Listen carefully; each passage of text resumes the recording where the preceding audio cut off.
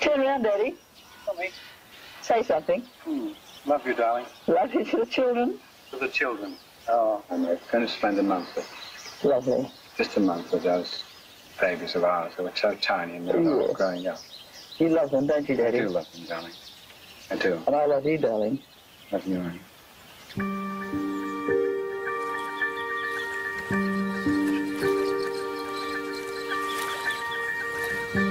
I'm looking right at each one of you. You are the initiate. You are the cosmic being. You're staring into the awakening.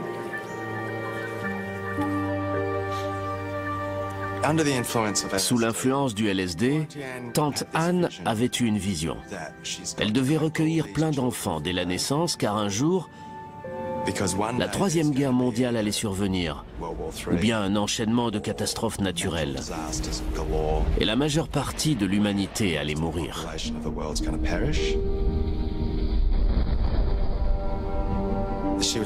Elle nous préparait pour cet événement, pour que nous puissions rééduquer le monde. Ce qu'il en resterait. This is the moment of rebirth upon a new planet. We've received the call, and great things will be done.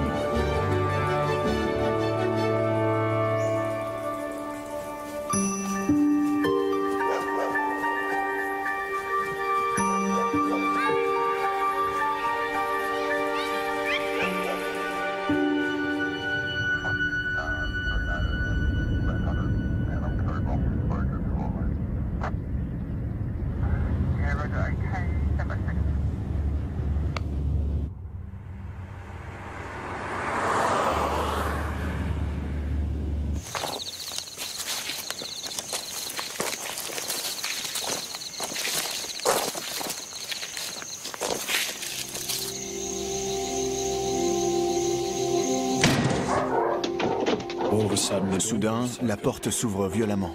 People broke into our house and came loudly down the stairs. You're Anna Ray. We're going away. Anna Ray. We are. We're gonna go away. Great big deep breaths.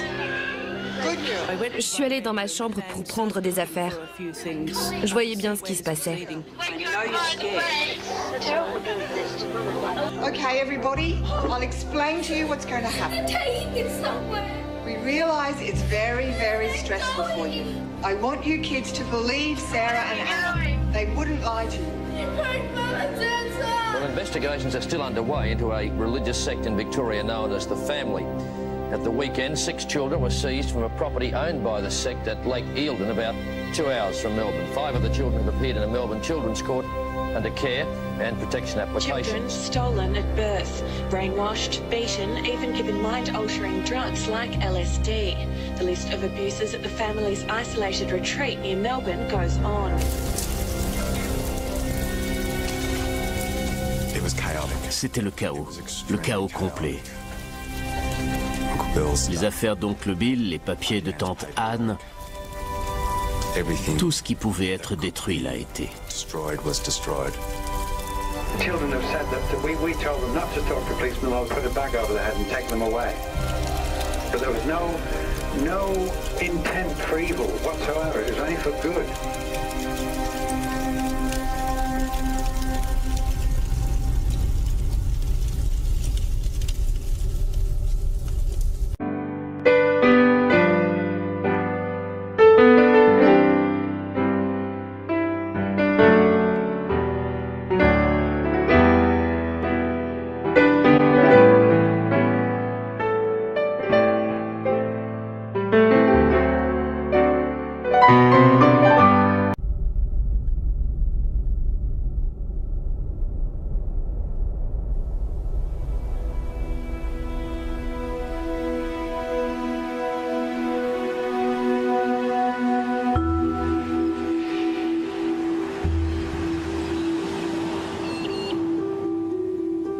Je faisais partie d'une brigade de police du Victoria. spécialisé dans les incendies criminels. Nous avons été appelés à l'école catholique de Monbulk. Nous y avons rencontré un élève, un jeune homme du nom de Roland Whittaker. Le chef de la police locale m'a dit « Les parents de Roland font partie d'une secte religieuse ». C'est la première fois que j'entendais parler de la famille.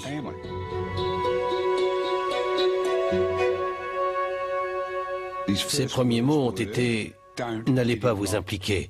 Si vous vous impliquez, vous allez y passer le reste de votre vie. »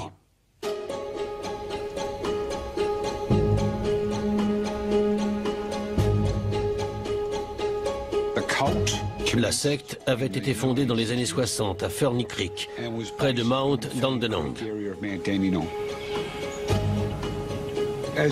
En tant que policier, vous êtes curieux de nature et vous voulez en savoir plus. La secte était composée de personnes vouant un culte à Anne Hamilton Byrne, qu'ils considéraient comme la réincarnation de Jésus-Christ.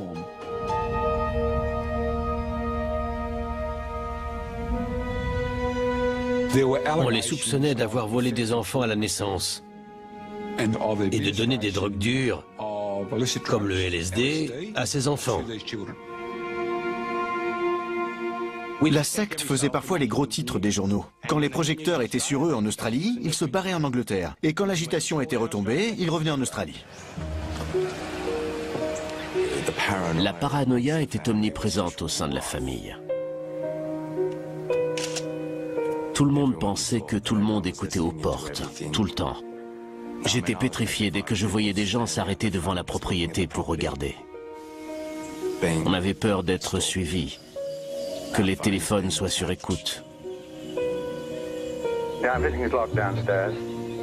So I can see them, but they can't see me. I'm going to get a baseball bat and just keep it inside the door too. I'm not taking any shit from anybody, Anne. No, I'm glad, because it's been agony just knowing what you're going. Lots of phone calls. Tante Anne et oncle Bill se parlaient très souvent au téléphone. On savait qu'elle avait énormément d'ennemis. Tante Anne avait tout le temps peur de se faire tuer.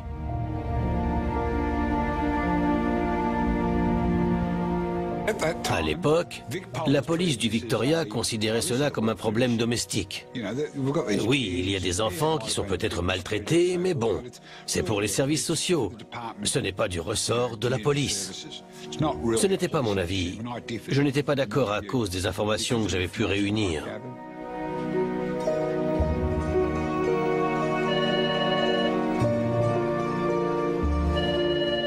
Fin octobre, début novembre 1989, j'ai reçu un appel de l'inspecteur en chef de la brigade des stupéfiants de l'État de Victoria. Il m'a dit qu'il mettait en place une unité spéciale et il m'a demandé si je voulais en faire partie. J'ai dit oui, il m'a dit « On va vous donner 4 inspecteurs. Vous avez 3 mois, 12 semaines pour me régler ça. »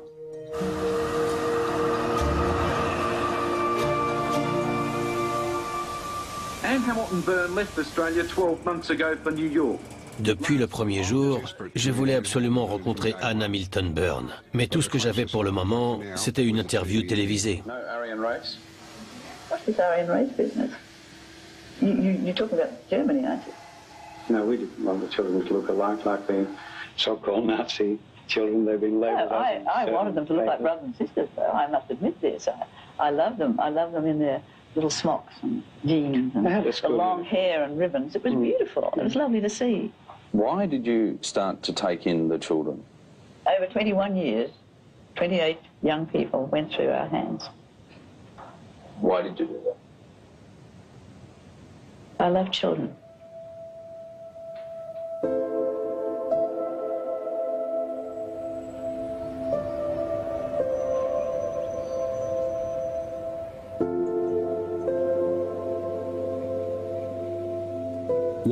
L'une de nos premières tâches a été de nous rendre au lac Eldon, où les enfants avaient été maintenus en captivité.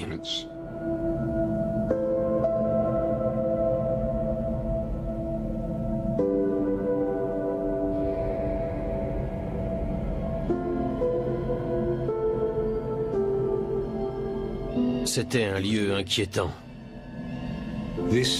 C'est là que les pires crimes avaient, semble-t-il, été commis sur des enfants. J'ai vu où les enfants avaient été cachés sous la maison quand les méchants policiers étaient venus. On leur disait qu'ils les tueraient s'ils les voyaient.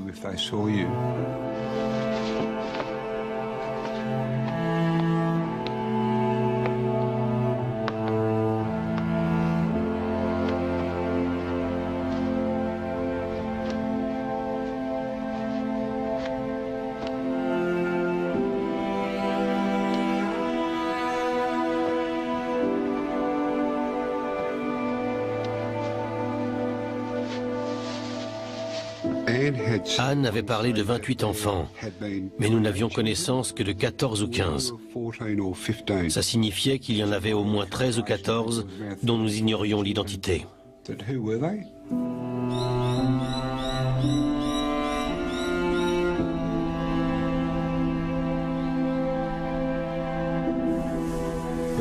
Aussi étrange que cela puisse paraître, nous devions exclure toute possibilité qu'il y ait autre chose que des chiens enterrés dans ces tombes.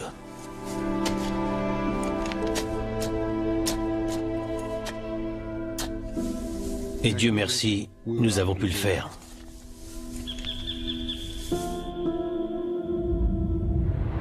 Would you tell me your full name and address, please? Elizabeth Jean Whittaker from the Creeks. Right, and your occupation? I'm a state registered nurse. Is that your signature?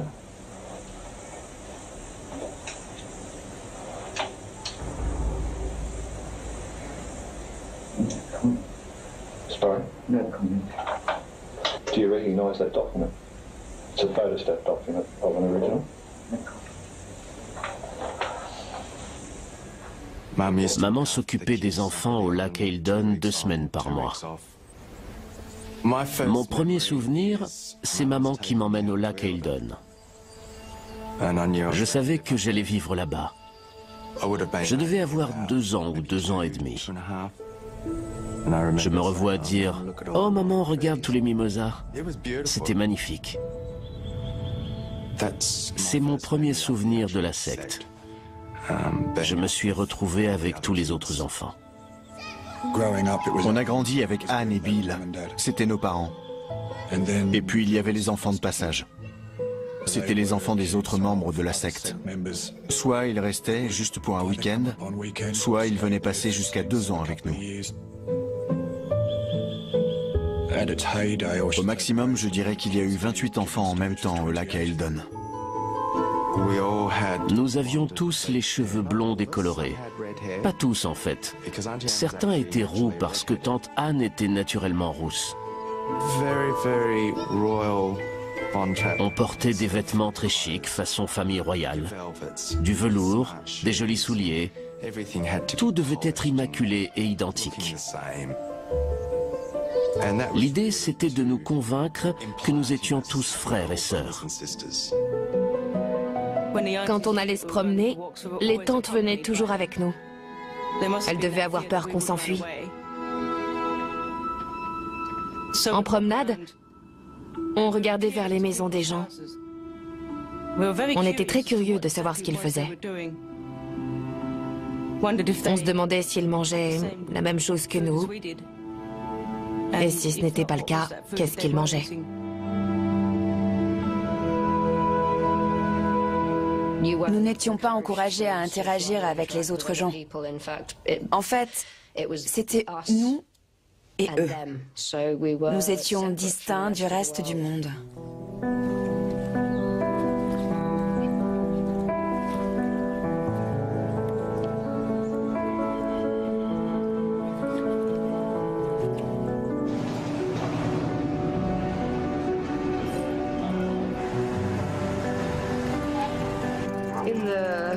Dans les années 50 et 60 en Australie, les gens des classes moyennes et supérieures éprouvaient un immense intérêt pour les spiritualités alternatives. L'un des premiers membres de la secte fut le docteur Raynor Johnson, maître de conférences au Queen's College de Melbourne. Il a apporté avec lui toute une cohorte d'intellectuels et de gens très puissants. Ils se réunissaient régulièrement dans une salle à Ferny Creek, sur une propriété de 2 hectares. Au pic de leur popularité, à la fin des années 60, début des années 70, ils réunissaient plusieurs centaines de personnes, y compris des figures très respectées de la région.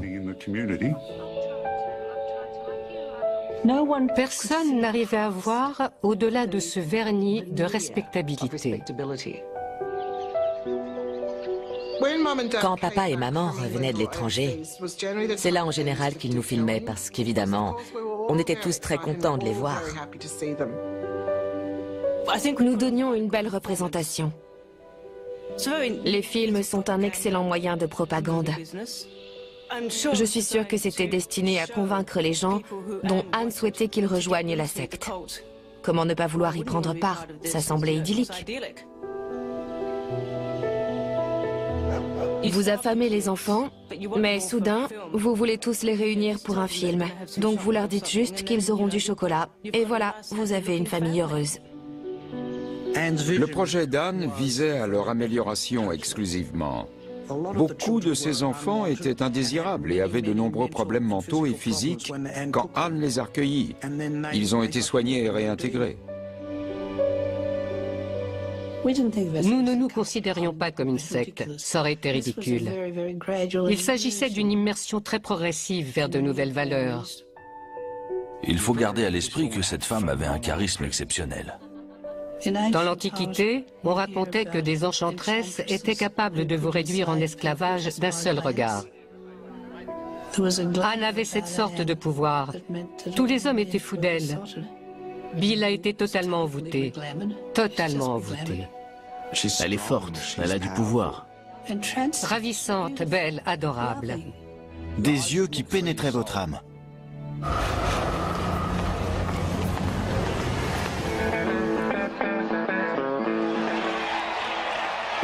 Beaucoup de gens dans les années 60 étaient à la recherche d'une vérité, d'une place à occuper dans le monde. Ils l'ont tous rencontré dans son cours de yoga, à la recherche de nouvelles réponses. Il devait bien y avoir autre chose que la vie rangée des années 50. Travailler, aller au bar, épargner, prendre sa retraite, mourir. C'était différent de tout ce qui se faisait à l'époque. Ce n'était pas un ramassis de hippies lambda. Il s'agissait d'Australiens sélectionnés, des gens avec de brillantes carrières, des gens qui auraient pu être vos voisins. Et tout était secret. Je cherchais une figure maternelle, car je n'en avais pas vraiment eu en grandissant. J'avais ce désir d'appartenir au cercle d'amis d'Anne, de me rapprocher de son groupe.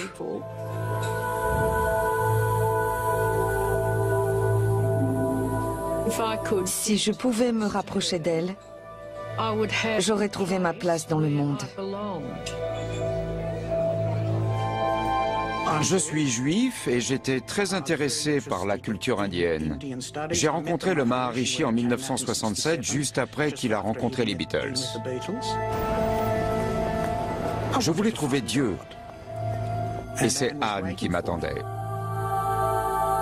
Je lui ai dit, j'ai rencontré ma véritable mère spirituelle.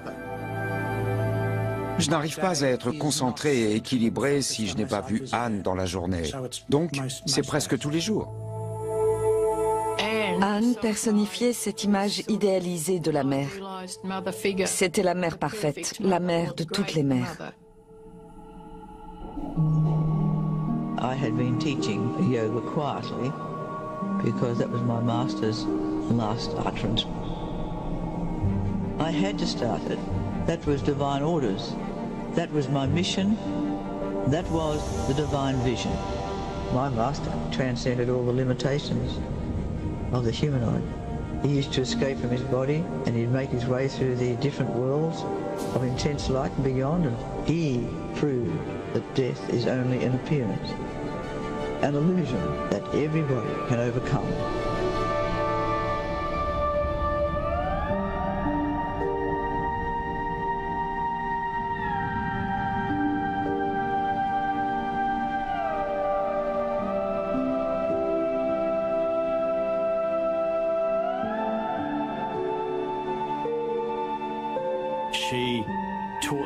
Elle enseignait un méli-mélo de religion orientale, où il était question d'une roue infinie de vie et de mort et de réincarnation, et où le mauvais karma s'accumulait encore et encore.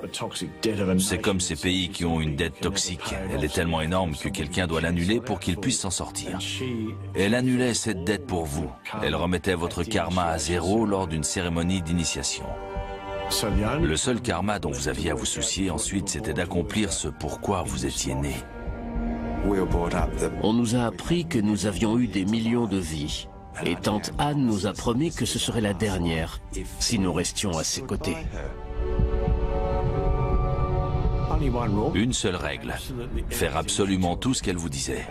Et ça pouvait aller de ce que vous deviez manger ou porter comme vêtements, à ce que vous deviez penser, avec qui vous mariez, absolument tout. Une obéissance totale.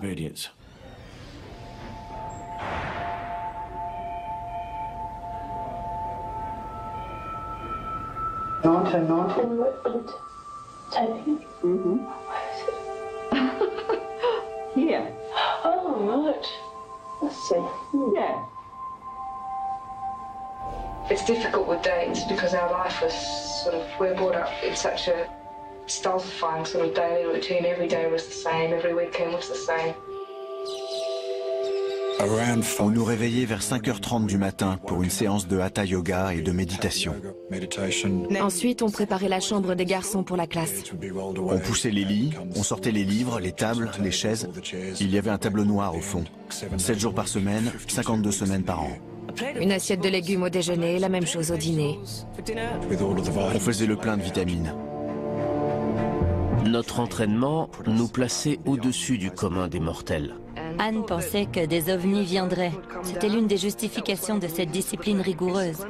Nous ne devions poser aucune question, juste marcher en rang droit vers les ovnis. Quand tout serait fini, nous reviendrions sur Terre pour nous occuper de ce qui resterait.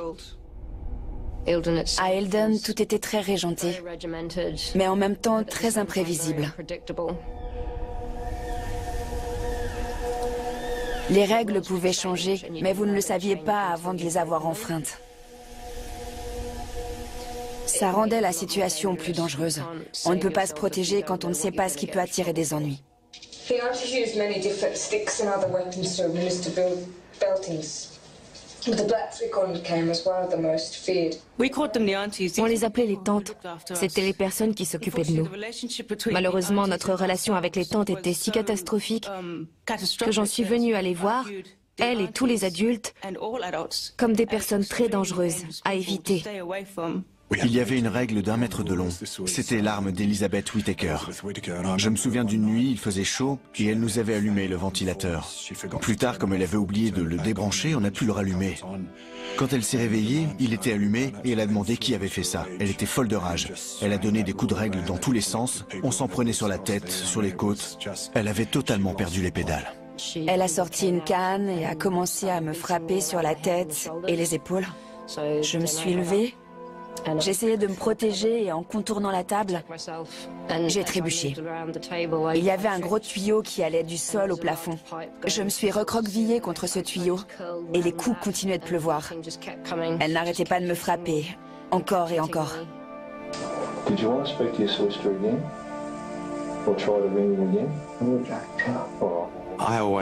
J'ai toujours haï ma mère. Elle me terrifiait. Elle était méchante et dure. Je ne devrais pas dire ça, mais c'était une ordure. From about 1980, Anne increased the dosage and types of drugs we were taking. I was given Valium, half a tablet 3 times a day. Je prenais de la flufénazine, de la carbamazépine, du nitrazépam et du diazépam tous les jours, matin et soir. Je me souviens d'une fois où j'avais pris du LSD. Je devais avoir 8 ou 9 ans. Je ne me souviens pas qu'on m'en ait donné, mais je me souviens très bien des effets. Anne appelait et elle voulait entendre lorsqu'on se faisait punir. C'était une de ses directives et les tantes obéissaient. On était punis presque tous les jours, que ce soit des lignes à recopier ou des repas en moins. Ne pas manger pendant 3 jours, c'est vraiment dur. Le plus longtemps que je sois restée sans manger, c'est une semaine. Le chantage à la nourriture était un outil de contrôle très important pour Anne. Mieux vaut affaiblir vos victimes si vous ne voulez pas qu'elles se défendent. Le médecin de la police m'a dit que la plus jeune souffrait de nanisme psychosocial. Comme elle vivait dans un environnement dur et sans affection, ses hormones de croissance ont été bloquées durant l'enfance. Lorsqu'ils ont évacué les enfants lors de l'intervention d'août 1987, lorsqu'ils les ont éloignés de la secte, je crois qu'en 2 semaines, elle a pris 2 centimètres. Pour moi, c'était une preuve indéniable que les enfants avaient été maltraités.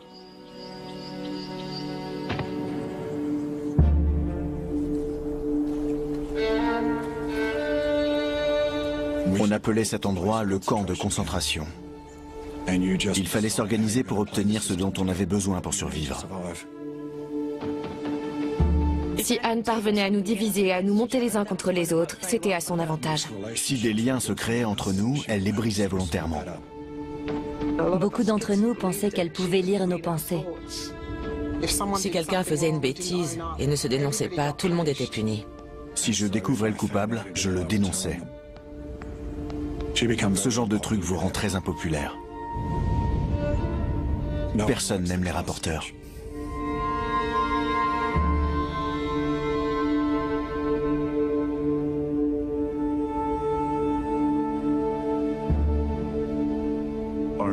Je me souviens les avoir rencontrés tous dans les premiers jours de l'enquête. Et je leur ai dit, je ne peux pas vous promettre qu'on va arrêter quelqu'un ou trouver des coupables, mais nous allons faire tout notre possible.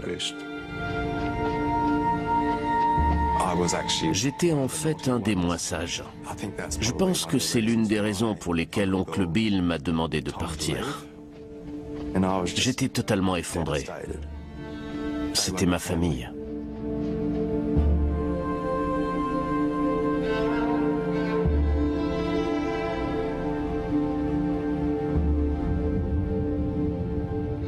Je crois que j'étais un peu rebelle.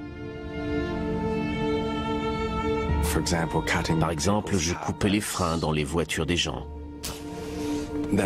Et puis, j'ai essayé de mettre le feu à la maison de papa ou encore à la forêt de Sherbrooke. Aujourd'hui encore, je ne sais pas pourquoi j'ai fait ça. La seule explication que j'ai, c'est que c'était un appel à l'aide.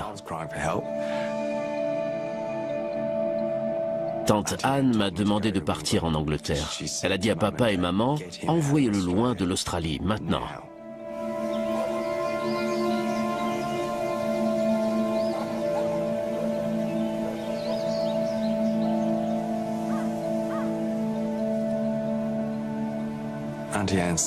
Tante Anne extorquait autant d'argent qu'elle le pouvait aux autres. Tous ceux qui rejoignaient la famille devaient payer leur tribut. Il fallait payer pour les séances de méditation, payer pour les séances de yoga, payer pour financer ci ou ça. Vous voyez? Tante Anne mettait rarement la main dans sa propre poche.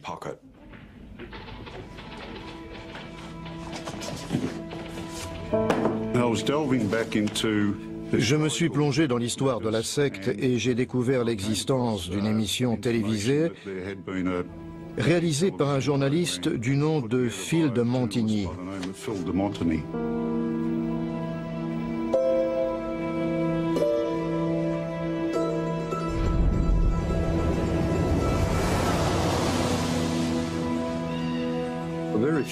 Très peu de gens voulaient nous parler. Toutes les informations que j'ai recueillies provenaient de personnes qui avaient quitté la secte. Nous appelions ça une secte. Les survivants m'ont raconté qu'après avoir essayé de quitter la secte, on les avait emmenés de force à l'hôpital pour leur faire subir des électrochocs de façon totalement injustifiée. La seule chose anormale chez eux, c'est qu'ils commençaient à ne plus croire à la famille et ils voulaient partir. Ils parlaient de lavage de cerveau, d'enfants qui ne savaient pas qui étaient leurs parents. Ils étaient tenus à l'écart. Ils ne voyaient jamais les enfants. There's also been some concern about children, baby farmers, an expression. Well, that's just ridiculous. I think that kind of nasty allegation, if somebody will come out with it, we'll take action against them. It's been suggested that drugs are used within your group. Can you see any basis for this? This, of course, I deny. I deny absolutely. We're respectable citizens, as I've tried to indicate to you. Après la diffusion, la famille a contacté le président de la chaîne pour se plaindre. On m'a demandé sans aucun détour de faire un communiqué et il devait être positif.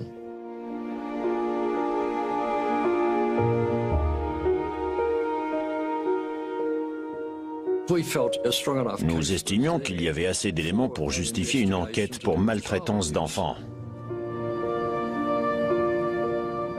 Nous avons apporté tout ce que nous avions au Premier ministre de l'État. Comme certains représentants de la justice étaient liés à la famille, j'avais peur que si j'en parlais à la police, rien ne se passerait. Nous avons donc porté l'affaire devant le Premier ministre et en fait, il ne s'est rien passé. Tout a fini aux oubliettes. Il est évident qu'ils avaient des soutiens très haut placés.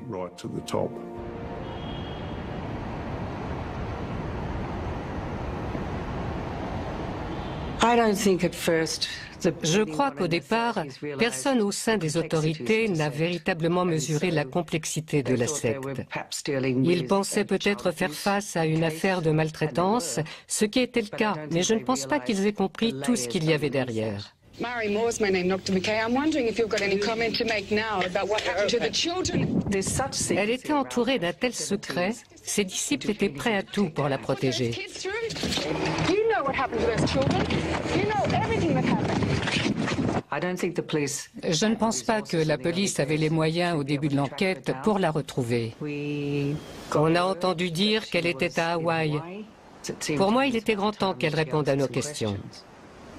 Hello, Mrs. Hamilton Byrne. Mary Moore from Channel 9. Have you got any comment now about why you kept those children locked away for so long? No comment. Why not?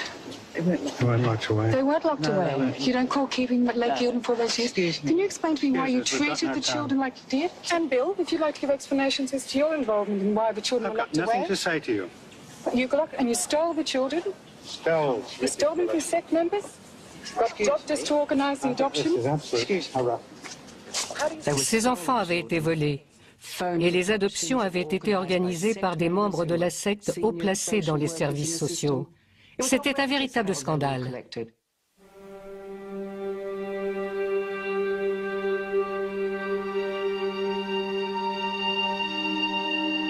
Dans les années 70, on n'en parlait pas.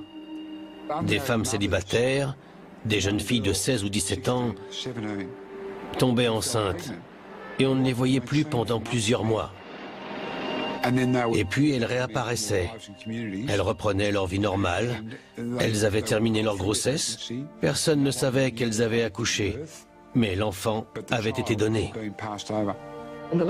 À la fin des années 60, il n'y avait pas de mère célibataire, d'allocation, rien de tout ça. En particulier si vous veniez d'une famille très religieuse, c'était encore une grande honte d'avoir un enfant hors mariage. On a fait signer à ma mère un formulaire d'adoption et pendant l'accouchement, on a mis un oreiller sur sa tête. On l'a bourré de tranquillisants. Dès l'instant où je suis née, on m'a emmenée. Elle n'a même pas pu me voir. Anne m'a appelé un jour, elle m'a dit « Frances ». Elle m'appelait toujours Frances. « Ton petit bébé est arrivé, saute dans un taxi, rends-toi à l'hôpital et demande l'infirmière une telle et on te le remettra. » Je suis allée à la maternité. J'ai regardé les berceaux et je l'ai vu. Je suis tombée amoureuse de lui au premier regard. Je l'ai ramené à la maison. J'étais si heureuse. Il était si beau. Il a grandi. Et je n'ai jamais eu de raison de penser que c'était illégal. Plus tard, j'ai commencé à m'inquiéter. Quand un enfant naissait, il était mis au monde par des médecins de la secte, pris en charge par des infirmières de la secte, puis par une assistante sociale de la secte, avant d'être emmenée et donnée directement à Anne Hamilton Byrne. On comprend peu à peu le pouvoir que cette femme avait sur tous ces gens.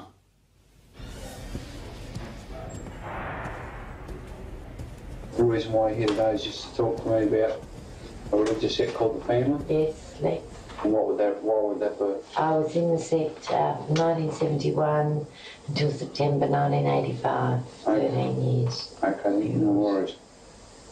Dan came across and said to me, it's time that you got married and had a child. How long after you've been initiated was this? Oh, only for a couple of days. So this is basically about 10 days after you after you first met her. Yeah, I didn't have time to think. Anne vous disait de changer d'école, de changer de pays, de changer d'époux ou d'épouse. À chaque fois qu'une personne faisait ça, son pouvoir sur elle était renforcé. Je crois qu'elle prenait beaucoup de plaisir à diriger les autres. So what followed from there? I was shown a photo of two men, and she said to me, you to choose out of these two men which one you want to marry. And I was really in love with, and of course, because he was so close to Anne, all the women wanted him. You know, I mean, he was the stud of the set. The stud? Yeah, stud. The Mel Gibson of the set. Yeah, the Mel Gibson of the set. All right. Il y avait cet homme qui venait juste de revenir d'Inde, Peter Kibbe. Anne lui a suggéré de m'épouser et elle m'a suggéré de l'épouser. Je l'aimais bien et je suis tombée amoureuse de lui. Mais je n'imaginais pas comme ce serait difficile de vivre avec un homme souffrant à ce point de troubles obsessionnels compulsifs.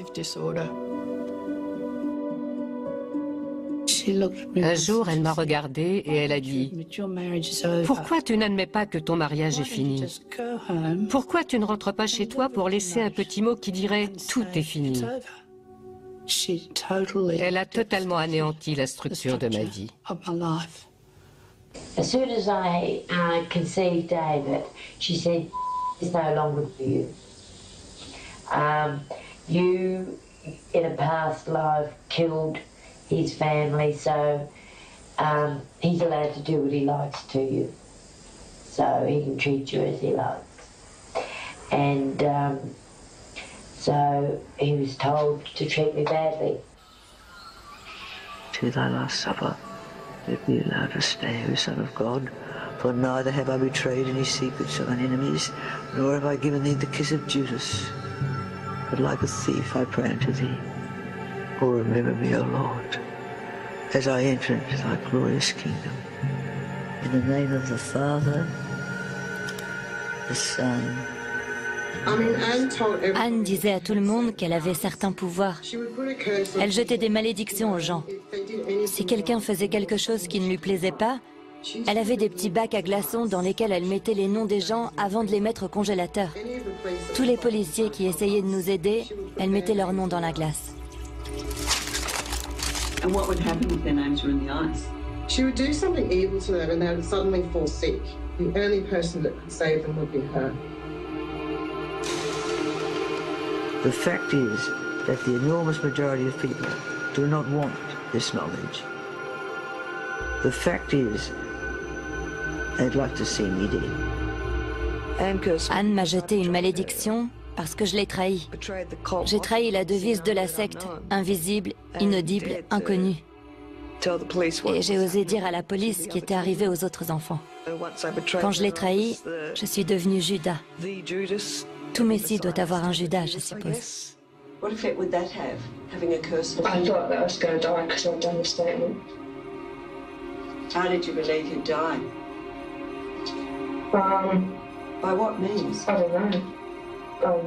I just knew that I was going to, because you can't sort of betray your master and expect to sort of live. Un jeune homme a osé critiquer et contredire Anne. Elle a dit « Tu as tourné le dos à la lumière. Tu vas mourir d'une crise cardiaque. » Il est rentré chez lui et il a fait une crise cardiaque.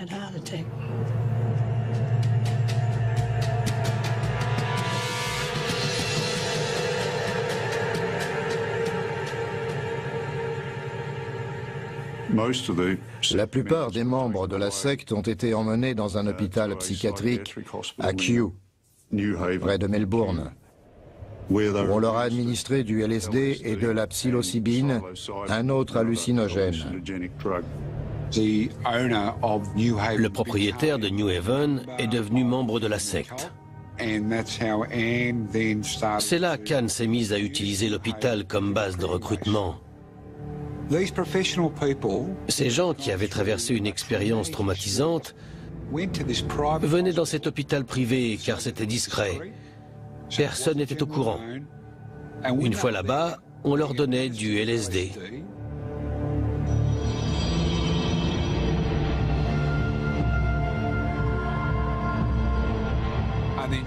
Ils voyaient une image d'Anne qui apparaissait à la porte d'une pièce plongée dans l'obscurité, dans une robe blanche, avec de la glace carbonique derrière elle pour l'effet spécial. Et en sortant de ce trip sous LSD, ils étaient convaincus qu'elle était Jésus le Christ. Le LSD était légal dans un cadre médical à l'époque. Il avait été autorisé par le ministère de la Santé du Victoria. Et bien sûr, ceux qui administraient le LSD étaient des membres de la secte. Dr. McKay, did you ever prescribe or administer LSD or psilocybin to people in the family for so-called clearing sessions? Yes, I think that's fair enough to say yes to that question. It depends on how you define what you define as a clearing. How would you define it? That was a way of describing looking into your own psyche to untie some knots. It was like... But these people weren't strictly speaking patients, were they? Well, they're all patients. All patients. L'hôpital psychiatrique était toujours une menace. Elle a dit à une femme un jour, « Il ne faut l'avis que de 2 psychiatres pour vous interner, et vous y resterez des années si c'est là qu'il faut en venir. » Je ne voulais pas prendre de LSD. Ils ont tout essayé pour me faire perdre pied, en jouant avec mes émotions pour que j'accepte. J'ai entendu un homme dans la pièce d'à côté. Il pleurait et gémissait. Je suis allée voir. Il était assis sur le lit, les jambes croisées. Et il disait, « Je suis méchant, je suis revenu. Il y a 4000 ans, tout ce sang, tout ce sang. » J'ai dit, comment ça le sang? Il a dit le sang de toutes les personnes que j'ai mutilées alors qu'elles étaient en vie. Je suis une horrible personne. Jésus, Jésus, sauve-moi. À partir de là, il était son esclave.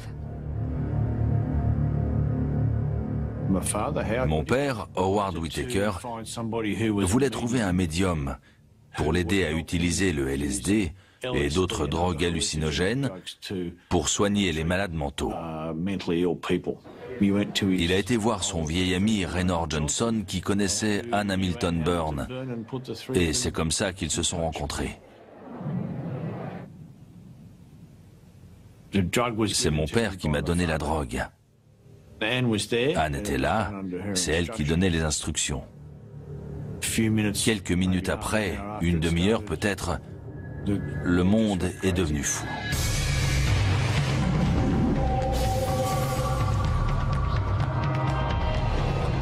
C'est une expérience terrifiante pour un enfant de 14 ans.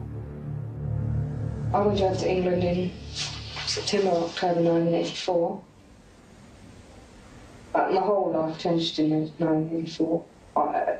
I changed personality. Became a different person, got initiated. I was put to bed in the guest room upstairs at home, and then Anne gave you the LSD. And I was put under LSD for a very long period of time. I think it was a couple of weeks at least. What makes you think it was a couple of weeks?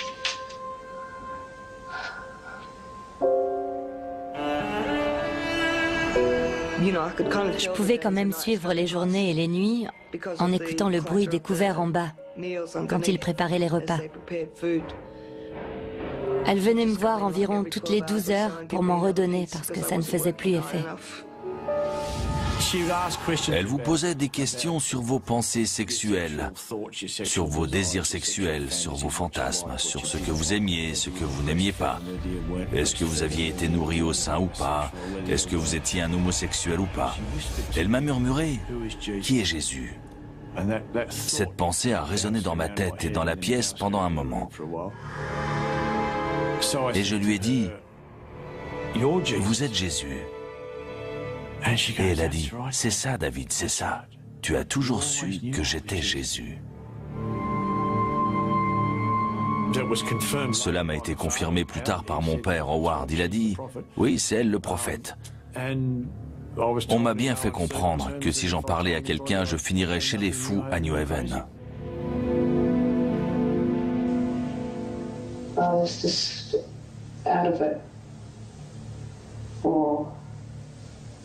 Months. And then one day I sort of woke up as I was stepping in the car. There was someone on the door.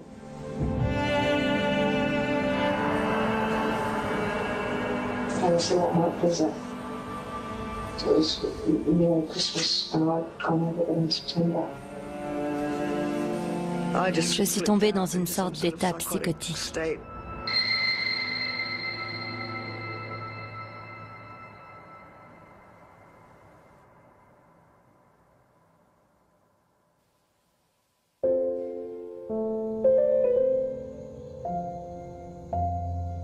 Personne ne s'imaginait qu'il allait vénérer le diable en personne.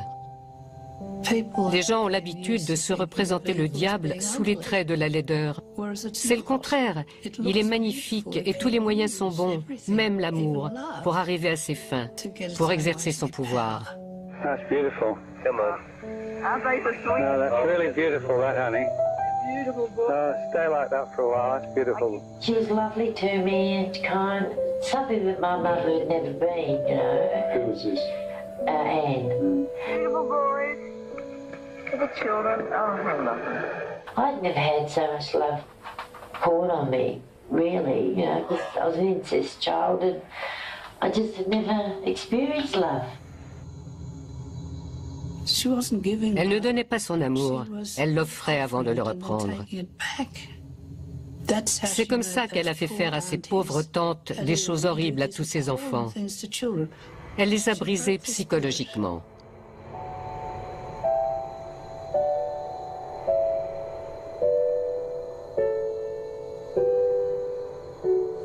Like sometimes she'd look at you and you thought she really loved you. I don't know. It's hard to say. I just had a bone we were to her and how much we hung off every book and every thought she had about us and wanted so much for her to love us. And I don't think she really ever did.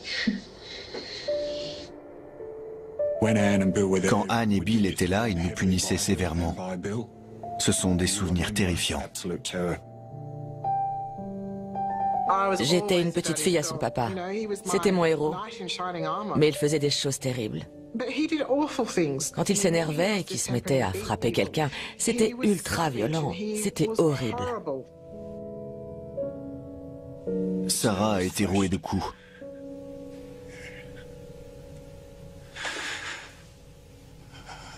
Excusez-moi. Je l'ai vu se faire battre avec une boucle de ceinture, à tel point que ses vêtements ne tenaient plus sur elle. Entendre un corps se fracasser contre la balustrade de l'escalier. C'était terrifiant de savoir qu'ils avaient le pouvoir de faire ça et qu'ils n'hésitaient pas à le faire. Patricia frappait un de mes frères avec un bâton. Ça a bien duré, je dirais, 4 ou 5 minutes. Après ça, il est resté prostré en silence pendant un long moment.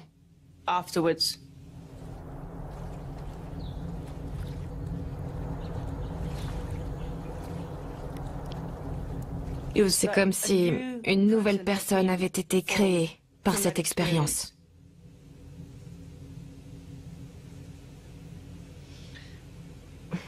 Le soir, je me balançais de gauche à droite comme une névrosée. Papa, maman, papa, maman. J'appelais à l'aide. Je voulais me cacher. Parfois, je me cachais sous mon lit. C'était mon refuge. Je restais assise sur mon lit, figée comme une statue, et je regardais par la fenêtre. Je me déconnectais. Je rêvais bêtement d'aller sur Mars et de vivre là-bas. Il n'y avait pas d'humains. Juste de petites créatures, occupées comme des fourmis, à faire vivre leur civilisation.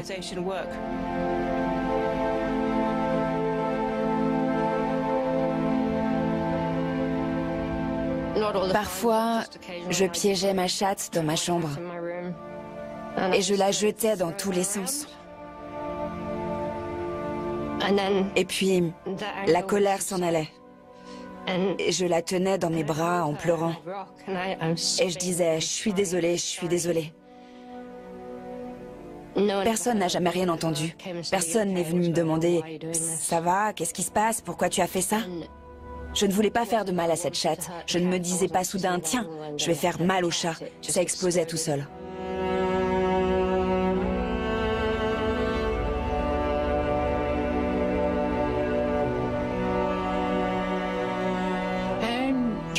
Anne était horrible avec les femmes enceintes. Les dépressions pré- et post-natales étaient monnaie courante. Et quand ça m'est arrivé, elle a interdit à tout le monde de venir me voir. Personne n'est venu me rendre visite pendant ma grossesse. Et j'étais terriblement déprimée. J'étais très mince. Je tremblais tout le temps. Je ne pouvais pas conduire. Je ne pouvais plus réfléchir. Donc elle m'a dit, je vais m'occuper de tes enfants, tu es une loque. Et elle m'a envoyée en Angleterre pendant 1 an.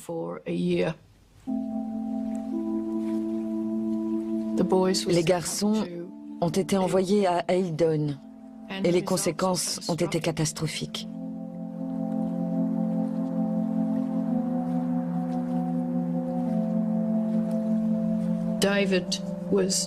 David a été maltraité. On me l'a rendu quand il a eu 7 ans, en me disant que s'il restait là-bas, il allait mourir. Donc elle me le rendait. Il ne parlait plus. Il avait perdu toute faculté de langage. Aujourd'hui, David n'a aucun souvenir de ce qu'il a vécu avant ses 7 ans. Aucun. Matthew a sombré dans la dépression. Il a tenté de se suicider à 16 ans. Il n'arrivait pas à comprendre ce qu'il ressentait, cette dépression, et elle a fini par le tuer. Matthew a fini par se suicider à l'âge de 20 ans.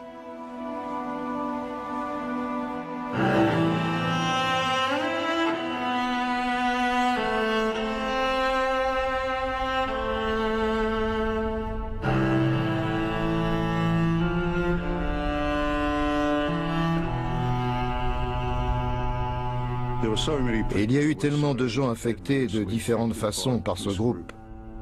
Certains ont perdu de l'argent, d'autres leur propriété, beaucoup ont perdu la raison.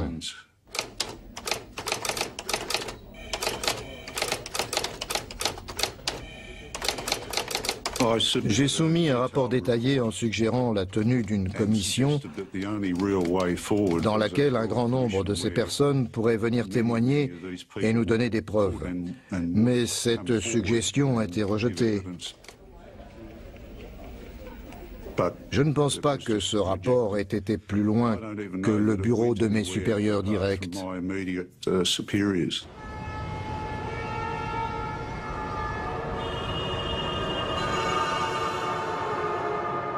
For years I had believed that there was no escape.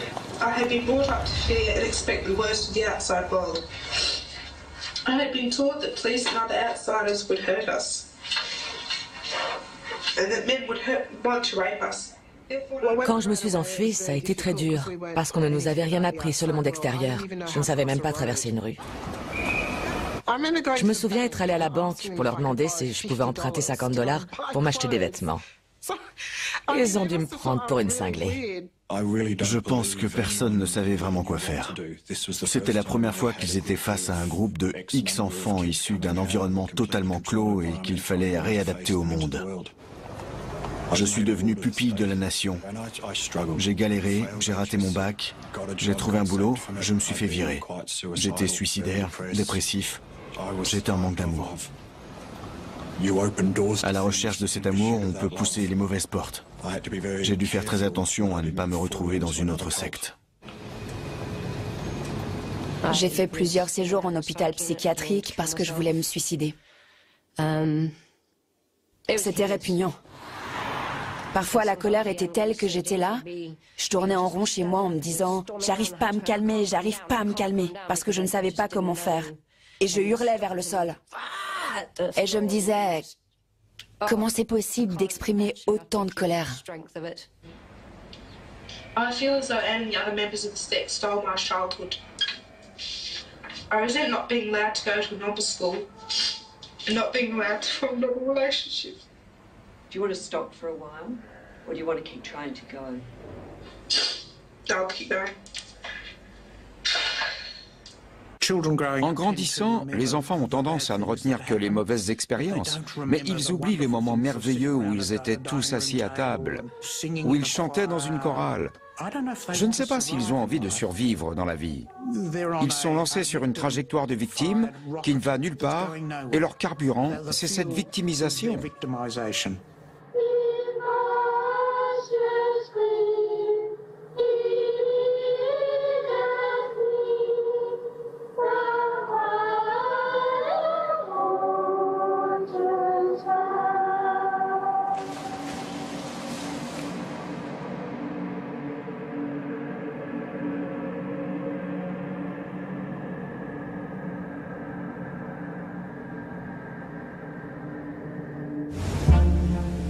I thought we'd try and separate rumour from fact, truth from fiction.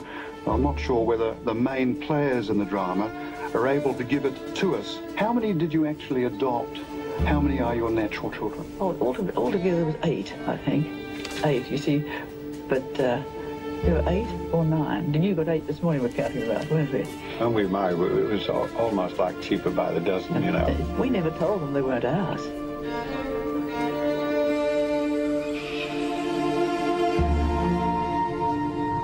À cette époque, le seul moyen pour nous d'établir la véritable identité des enfants, c'était de retrouver leurs parents naturels et de prélever des échantillons sanguins.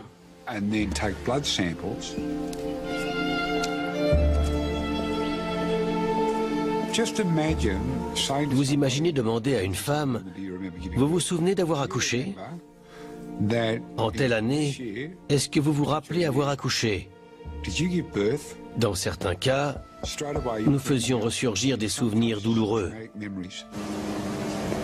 Ensuite, il fallait retrouver le père et lui dire « Je crois que vous avez un enfant. » Quoi? Ce n'était pas une tâche très agréable, mais il fallait le faire.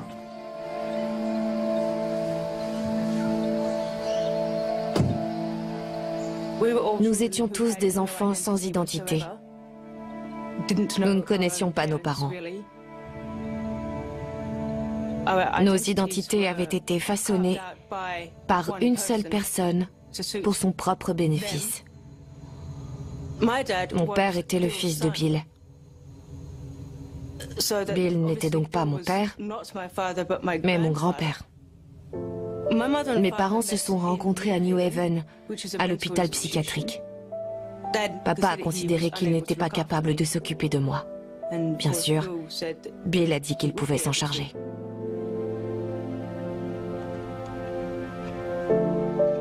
Je suis vraiment très triste pour mon père, parce qu'on ne lui a pas vraiment donné le choix. Looking after Anna because Trina, become pretty unstable. You feel a bit of paper in shoulder. Get outside. Where's the guardian should you go there? Dead and out. At the time, I remember thinking, well, you know, the world's really fallen to pieces, but, you know, she couldn't be in a better place.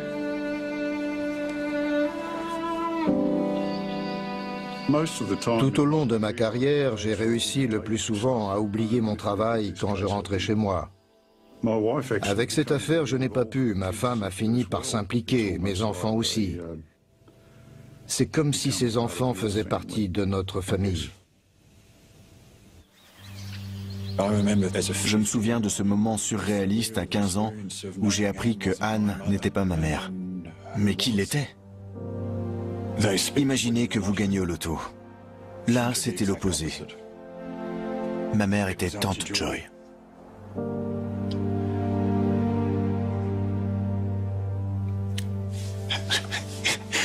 Ce n'était pas une bonne nouvelle. Elle m'a dit, écoute, tu me fais honte, ne viens pas me voir, je te claquerai la porte au nez. Ça a rapidement mis fin à tout espoir de relation mère-fils.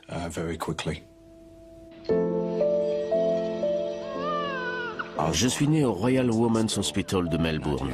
Tante Anne contrôlait tous les gens qui y travaillaient. C'est comme ça qu'elle a pu obtenir certains d'entre nous. On m'a juste donné comme ça. Je suis sûr que ma mère a été forcée de me donner. Je ne pense pas qu'elle le voulait vraiment. Sinon, pourquoi annuler l'adoption 3 fois? Mais il ne me trouvait plus. Le système juridique était là, mais où est ce bébé? Je savais que Roland n'était pas mon frère biologique. On m'a dit que Roland devait être considéré comme le fils de Donald Webb et Elizabeth Whittaker. On m'a aussi dit que si Roland apprenait qu'il avait été adopté, il se suiciderait. J'y ai cru, et donc j'ai fait très attention à ne jamais dire à Roland qu'il avait été adopté. L'ex-de-man m'a laissé le choix. Je pouvais quitter la famille et devenir pupille de l'État. Je devais me décider sur le champ. Il fallait que je reste avec ma famille. Je n'imaginais pas d'avenir possible ailleurs. Je voulais rester fidèle à mes parents et à tante Anne. C'était un sentiment très fort. We're being blown up all over the place now. You think about it. You've got enough brains, those of you who are left. I have done my best and I'm still there. Those who are devoted to me realise this, and they are united with me. Many retreat back into their darkness, and that's what's happened to those who have left. Self-interest. Does it make you sick? No, I'm not half-napped. I'm not going off. I can't believe how dopey many of you are when you could be alive with light and taking help to all the creatures, all the flowers, all the trees, all the planets. Can't you see a world is there now, ready to be stripped? Today in Melbourne, 19-year-old Roland Webb is charged with threatening to kill investigating police and reporter Mari Moore. Ce qui s'est passé, c'est qu'un des policiers, lors de la descente à Eldon, quand ils ont emmené les enfants, a frappé maman. Il ne faut pas s'en prendre à ma famille. All I wanted to do was just to leave me and my family and the family alone. You have the right to whatever religion you want to be in. Is that correct? No. Is it correct? What can you go on? Is it correct? No, Roland. Tell me, is it correct? I don't know. You should know because you're a pig. Parfois, j'oublie de me taire. Ça m'a attiré des ennuis plus d'une fois. En fait, je ne crains pas l'autorité. Well, I stand by my parents and the followers. It's a free world. I'm going to follow them every inch of the way. Oncle Bill était aux anges. Il n'arrêtait pas de dire que j'étais le seul à défendre la famille. Il a même promis qu'il me lèguerait 50 000 $ à sa mort pour me récompenser. Pour cet acte courageux.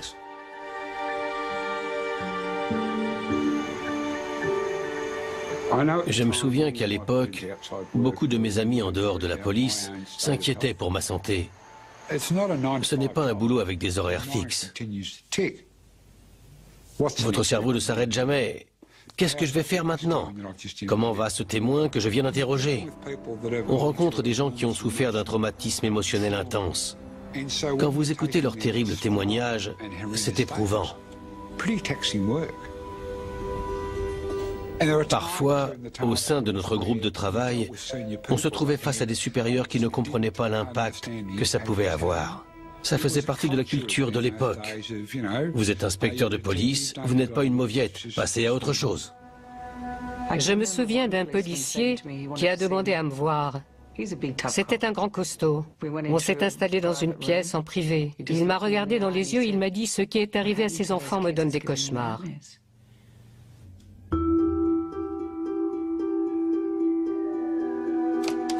Two of the members needed their own psychological treatment and left the task force.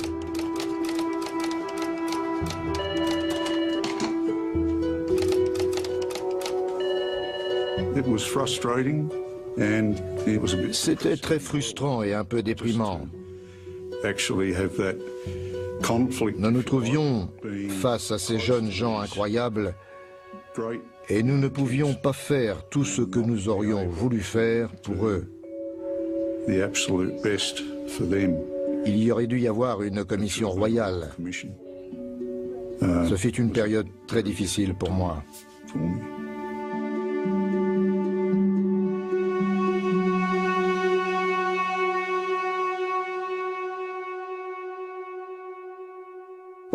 Nous avons commencé à rassembler toutes les preuves que nous avions pour voir où est-ce qu'il nous en manquait et ce que nous avions à faire et sur quoi nous pouvions attaquer Anne et Bill dans le peu de temps qui nous était imparti.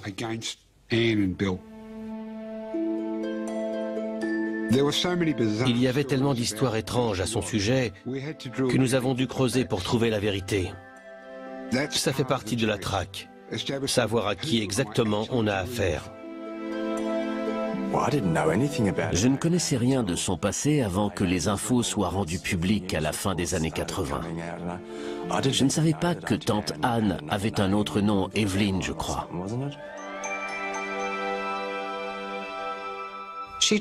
Elle nous a dit qu'elle venait d'une famille royale. Oui, pour nous, enfants, elle était au-dessus de la reine d'Angleterre. Elle devait sûrement prendre le thé de temps en temps avec la reine. Elle était cantatrice, chanteuse d'opéra. On avait un château quelque part en Europe, vous voyez. C'était ce genre d'ânerie. Anne était la réincarnation de Jésus, descendante directe de Dieu, et nous descendions de David, qui apparemment était de la famille de Jésus.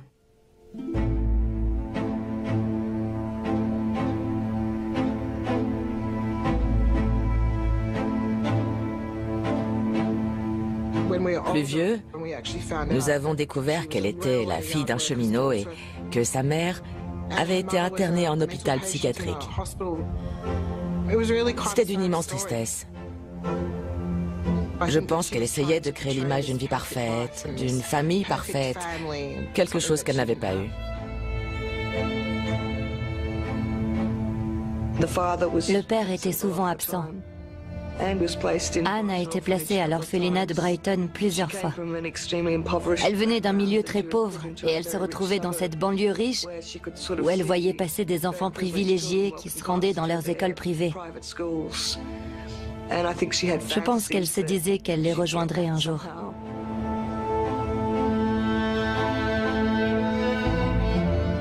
Quand elle s'est retrouvée à la tête d'une secte et qu'elle a pu avoir tout ce qu'elle voulait plus que tout, c'était plein d'enfants.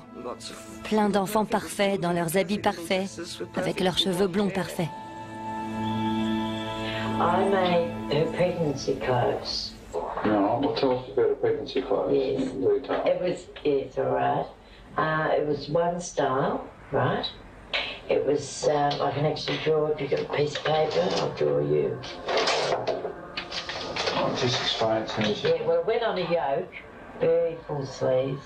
Yeah, I made hundreds of them for, years. How many pregnancies do you think she would have gone through? Oh, well, it seemed to go on for years, Lex, that I was making these clothes. Right. She seemed to be pregnant all the time. Just one after the other, plus she had triplets, she told me. Did you ever see her actually pregnant? I never felt her stomach. Anne m'a dit un soir que 3 des enfants étaient des triplés et qu'ils étaient les siens. Elle m'a regardé droit dans les yeux et m'a dit « J'ai accouché de ces 3 enfants. » Et je me disais « Ils ne sont pas de toi, tu dois vraiment me prendre pour un idiot pour me dire ça. » Mais j'ai juste dit « Oh d'accord, j'ai acquiescé. Ce n'est pas le genre de personne qu'on contredit. »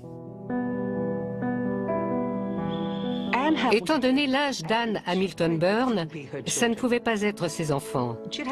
Elle avait eu une hystérectomie plusieurs années avant leur naissance. Cette idée de réunir des enfants venus de tous horizons, de différentes familles, et de leur faire avaler de force une idéologie, ça ne pouvait pas marcher. On ne peut pas faire n'importe quoi avec les enfants, que ce soit émotionnellement, physiquement, on ne peut pas. Nous ignorions que les gens qui n'étaient pas à Eildon ignoraient l'existence d'Eildon. J'ai du mal à croire que les adultes ne savaient pas ce qui se passait. Les gens autour du lac devaient nous entendre crier. Plusieurs fois, la police est venue. Je me souviens qu'au moins une fois, ils nous ont interrogés. Les tantes étaient là pendant l'interrogatoire et je me souviens d'une question. Est-ce qu'on vous nourrit correctement ? Assez pour survivre en tout cas. Donc oui, je suis nourrie correctement, je suppose. Comment je sais ce qu'on est censé me donner? Je n'en savais rien, moi. Je n'aurais jamais osé dire quoi que ce soit à qui que ce soit sur ce que nous vivions. Nous voulions tous protéger nos parents. Ils ont préparé une mise en scène pour l'inspecteur et ils ont réussi à s'enregistrer en tant qu'école. L'inspecteur est venu. La salle de classe a été aménagée pour ressembler à une vraie salle de classe. Il y avait des équations compliquées au tableau pour nous faire passer pour des élèves doués et très avancés.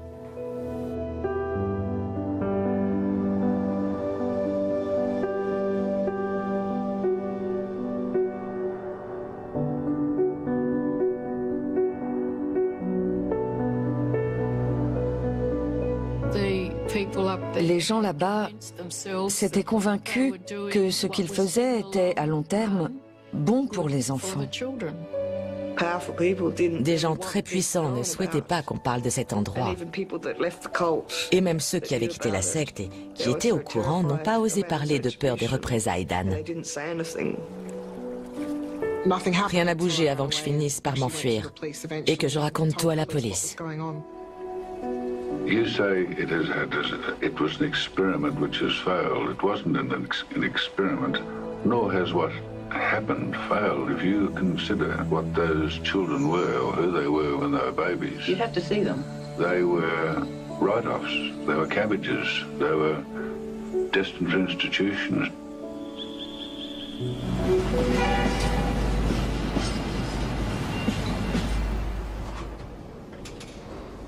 On nous pressait de boucler l'affaire, mais on continuait de travailler. Et puis on a enfin eu une avancée. Nous avons appris que l'avocat de la secte, Peter Kibbe, avait quitté la famille après s'être disputé avec Anne. Peter souffrait de troubles obsessionnels compulsifs et ça lui arrivait de prendre des douches pendant 2 ou 3 heures et d'utiliser 3 ou 4 barres de savon. Donc il ne s'est jamais présenté dans nos bureaux. Il voulait à tout prix se débarrasser de ce trouble. Et Anne lui a dit que tout ce qu'il avait à faire, c'était lui obéir. S'il faisait tout ce qu'elle lui disait, il guérirait. Un jour, Anne l'a envoyé se faire une leucotomie. On vous enfonce une aiguille dans le cerveau en passant par l'orbite de l'œil. La règle d'or, c'est qu'un document ne ment pas. Ce sont les gens qui mentent sur un document. On a trouvé un délit. Il avait falsifié une déclaration solennelle. Pour un avocat, c'est une infraction très grave. Vous pouvez perdre le droit d'exercer. Nous avions un mandat pour l'arrestation de Peter Kibbe. Nous lui avons dit, si vous voulez nous aider, ça pourra jouer en votre faveur devant le juge. 1 ou 2 semaines plus tard, le téléphone a sonné. Une voix très animée, très engageante m'a dit « Lex, Peter Kibbe. » « Oui, Peter, il faut qu'on prenne un café tous les deux. »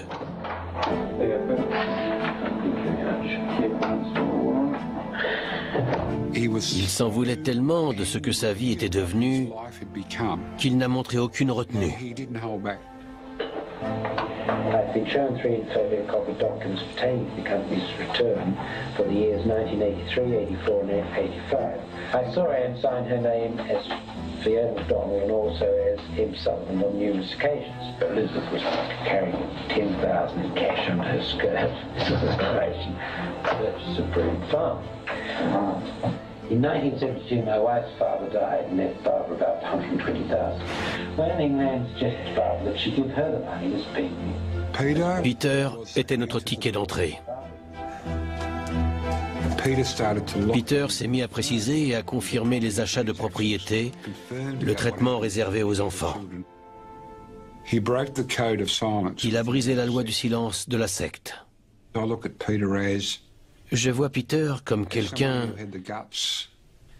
qui a eu le courage de dire « Non, ce que nous avons fait est mal ».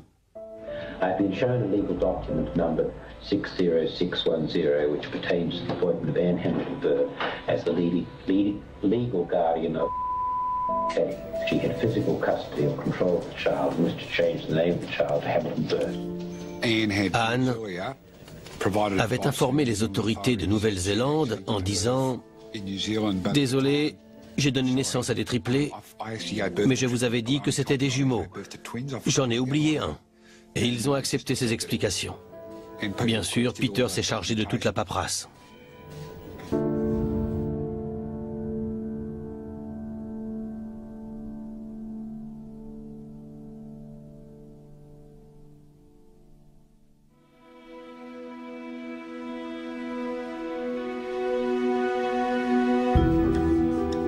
J'étais excité par cette chasse à l'homme. Nous savions que nous étions tout près du but.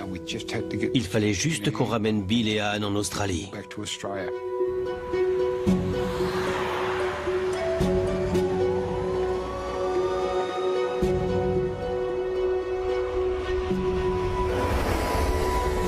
On ne savait pas où était Anne. On nous avait dit qu'elle était au Royaume-Uni. On nous avait dit qu'elle était aux États-Unis. Elle était partout, sauf en Australie. Thank you.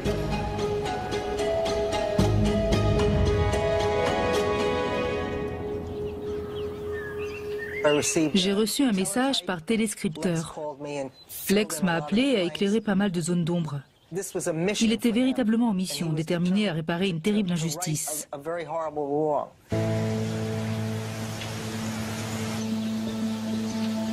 Hurleyville, dans le comté de Sullivan, était un lieu idéal pour quelqu'un qui voulait se faire oublier, c'est certain.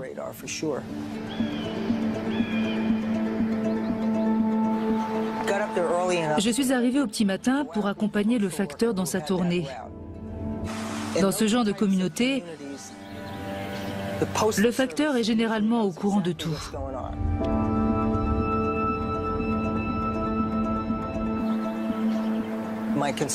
Je soupçonnais les deux personnes que nous recherchions de vivre dans cette maison.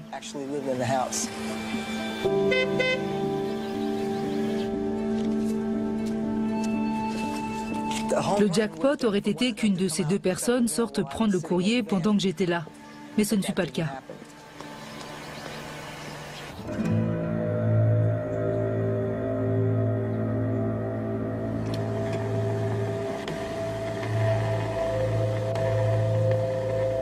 La police du Kent a mis en place une surveillance de Broome Farm.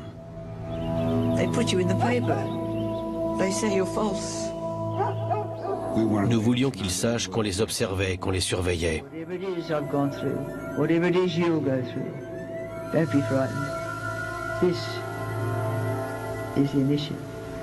Je me souviens d'un soir, Anne a fait une erreur grossière et a appelé Sarah.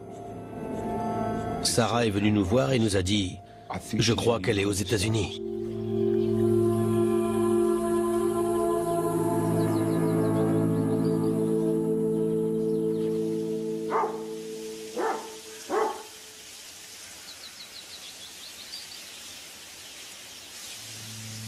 Notre but était de mettre ces deux personnes en état d'arrestation en créant le moins de vagues possible. Nous étions sur place à l'aube. Il faisait froid. L'horaire était assez matinal pour nous donner un avantage immédiat.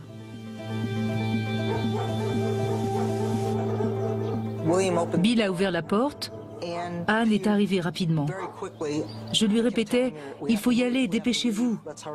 Mais elle était très préoccupée par son apparence. Hilda Kogut a appelé et a dit « On l'a cette saleté ». Bang! J'ai explosé de joie. Je me souviens avoir pris des chaises dans la cuisine pour les envoyer dans le mur. L'émotion a débordé. J'étais en larmes. Je m'étais donné corps et âme pour cette enquête.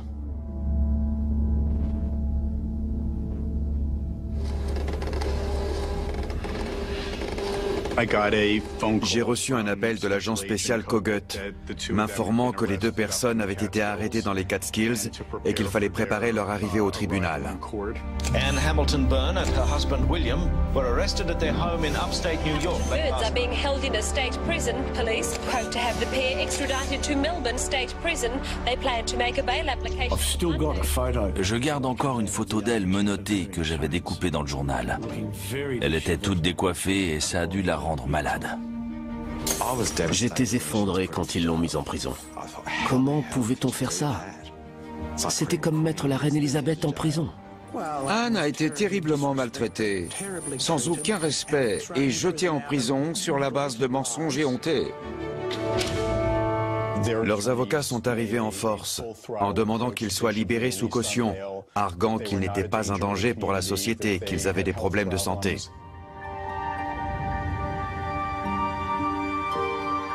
Quand elle a dit qu'elle avait des problèmes de cœur, j'ai dit « Eh bien, faites venir un docteur ». Pour moi, il était hors de question qu'elle ne revienne pas en Australie. Alors qu'il était encore en détention, l'un des compagnons de cellule de Bill a été tué.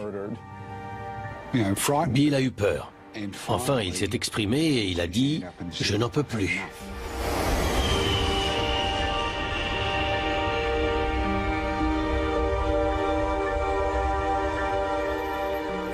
Nous sommes 4 à être partis pour les États-Unis pour l'extradition.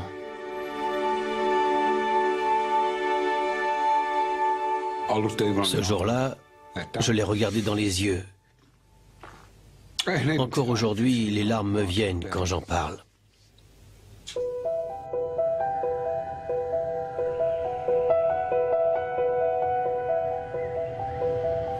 J'ai profondément honte de ma grand-mère. Les ravages qu'elle a causés, la cruauté dont elle a fait preuve. Qu'est-ce que je pourrais ressentir d'autre? On est pris de vertige quand on pense au mal qu'elle a fait. J'essaie encore de savoir si c'est vraiment ce qu'elle voulait ou si les choses ont dégénéré toutes seules. Dieu fait clairement la distinction entre son pouvoir et celui du démon. Quand je regarde ce que Anne a laissé derrière elle, ce sont des suicides, des mariages brisés, des enfants détruits, des addictions, etc. Si elle avait un pouvoir, c'était un pouvoir démoniaque.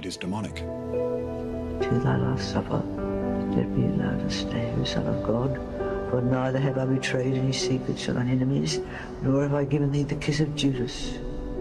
But like a thief I pray unto thee, oh remember me, O Lord, as I enter into thy glorious kingdom. Just before 9 o'clock this morning, Victorian police had Anne and William Hamilton Byrne back on Australian soil. Detectives took the couple straight to the Melbourne Magistrates Court for what all thought would be a brief unopposed bail hearing.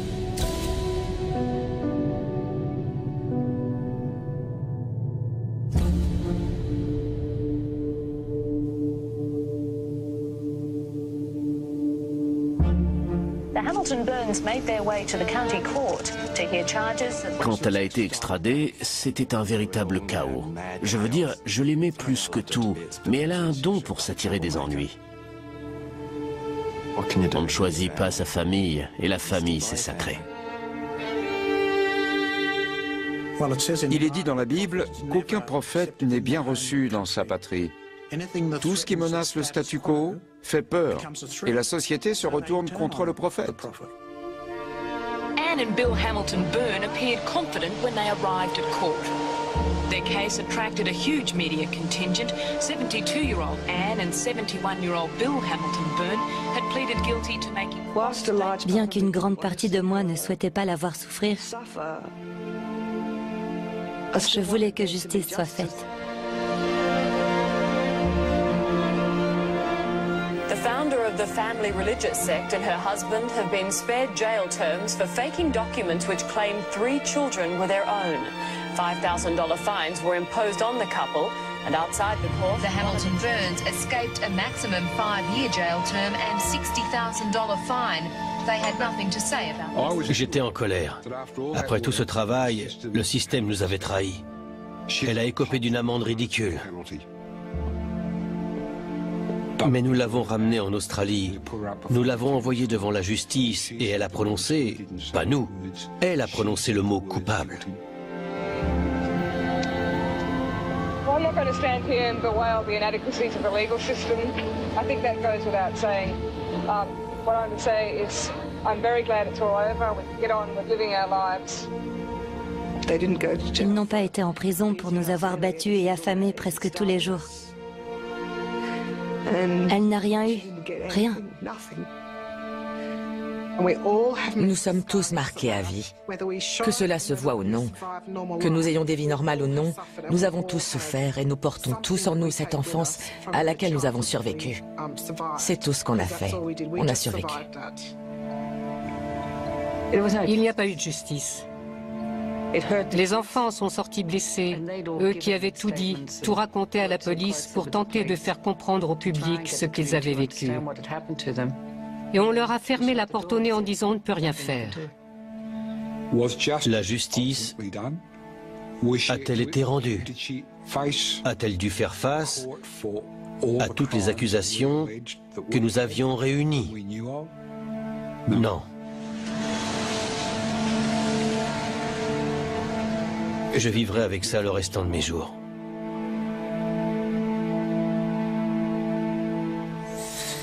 J'ai besoin de faire une pause. J'ai besoin de faire une pause.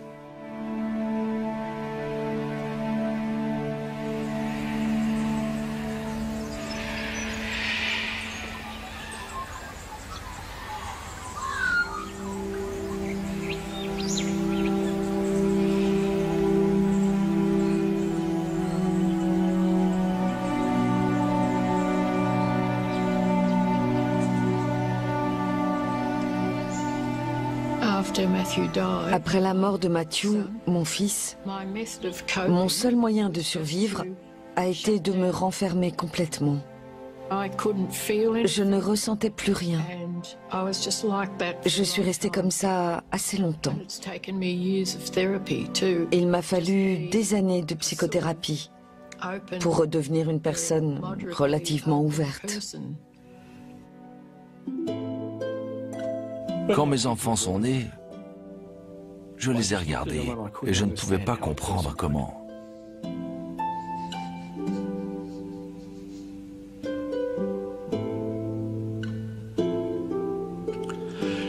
Je ne pouvais pas comprendre comment une personne pouvait abandonner son enfant. Je pense qu'on a tous le choix dans la vie de reproduire le schéma de ses parents. Mes parents ont choisi d'abandonner leur famille. J'étais déterminé à ne pas le faire. Je n'ai pas été capable de tenir mon premier enfant dans mes bras. Les sages-femmes étaient un peu inquiètes. Allez, il faut que vous puissiez le prendre toute seule. J'ai dit, je sais, je le sais très bien. J'essaie juste de me faire à l'idée. Les 2 ou 3 premières semaines ont été très compliquées, terriblement difficiles. Mais j'ai finalement pu appeler mon père pour lui dire J'ai enfin connecté. Nous avons enfin connecté. Et il a dit, oh ma chérie, c'est absolument fantastique. Il était content parce qu'il savait que j'avais beaucoup de mal.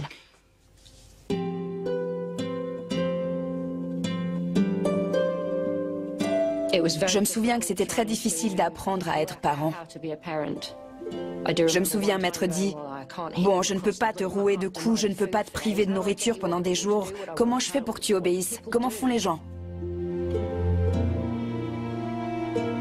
Quand Kaya a eu 6 ans, j'ai commencé à lui expliquer que des gens méchants avaient fait du mal à maman. J'ai utilisé des mots simples. On a tâtonné à partir de là. Je lui ai expliqué pas mal de choses. J'ai pu digérer pas mal de choses. Je savais que je ne lui ferais jamais ce qu'on m'avait fait. J'ai brisé ce cercle vicieux. Here's my mum with her grandkids. Well, Ben, although it was all those years ago, it's no different. Yeah. I can't believe it coming back here. Avec ma mère, je me tiens au niveau d'honnêteté qu'elle a choisi. Et c'est très douloureux pour elle. Elle m'a dit, écoute, les décisions que j'ai prises à l'époque étaient les meilleures compte tenu des informations que j'avais. Je ne prendrai pas les mêmes aujourd'hui. Je pense que c'était sa façon de me dire, je me suis planté, je suis désolé. Mes enfants doivent au moins avoir le choix d'avoir une grand-mère. Tout le monde mérite une chance de se racheter. Quand vous pardonnez à quelqu'un, vous vous libérez. Et vous libérez l'autre. Maman a pris sa retraite d'infirmière à 80 ans. Elle travaillait de nuit pour payer cette maison pour moi. Donc je me suis occupé d'elle jusqu'à sa mort. Quand maman est morte, tout a changé. Je n'ai plus aucune loyauté envers qui que ce soit dans la famille.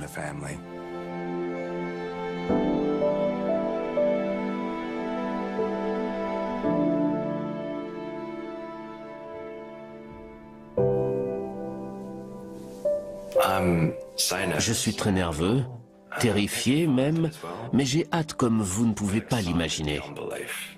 J'ai une raison de vivre, une famille, et ils veulent tous me rencontrer.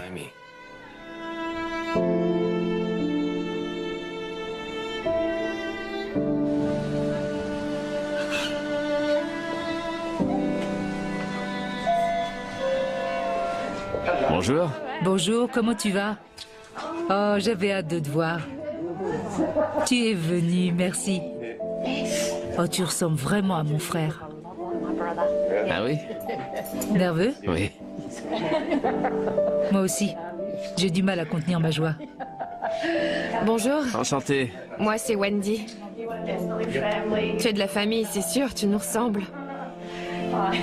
Oui, on est un peu moins grand. Tu veux voir des photos? Ok.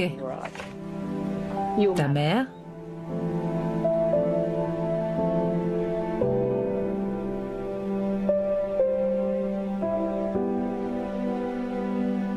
Là, elle pousse une poussette. Je ne sais pas qui est dedans. Tous les bébés ont besoin de leur maman. Et je n'ai jamais vraiment eu de maman.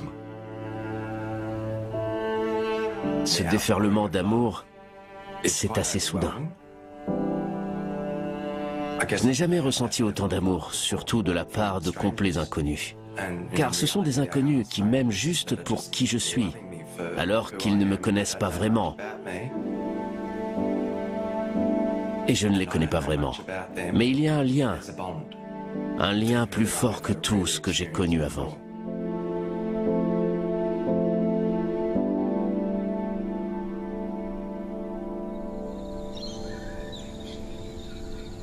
I don't know where you put the blame for this, but I do it all over again. Well, question really was, it hasn't worked, has it? Your family has dissipated, hasn't it? Yes, but why? Well, that's what I was going to ask you. Why? And who do you blame? I can't blame anybody. I wouldn't blame anybody. We don't understand. I don't understand. It was love.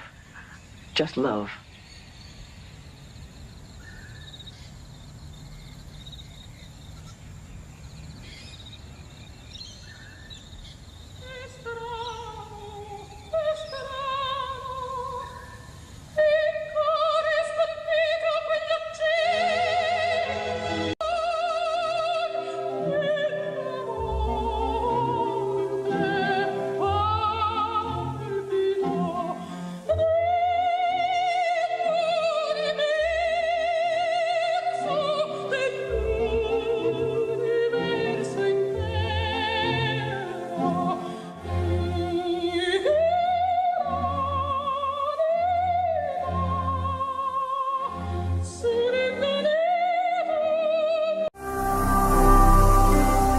manquez pas de vous abonner à notre chaîne YouTube Jésus-Christ TV, en cliquant sur le bouton s'abonner, juste au bas de la fenêtre de cette vidéo. Ainsi, vous recevrez automatiquement nos nouvelles vidéos, et vous ne raterez aucune. Vous connaîtrez la vérité et la vérité vous affranchira. Jean 8, 32.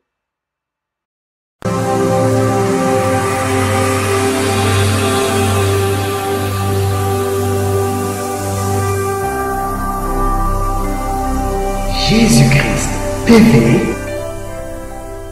vous connaîtrez la vérité et la vérité vous affranchira.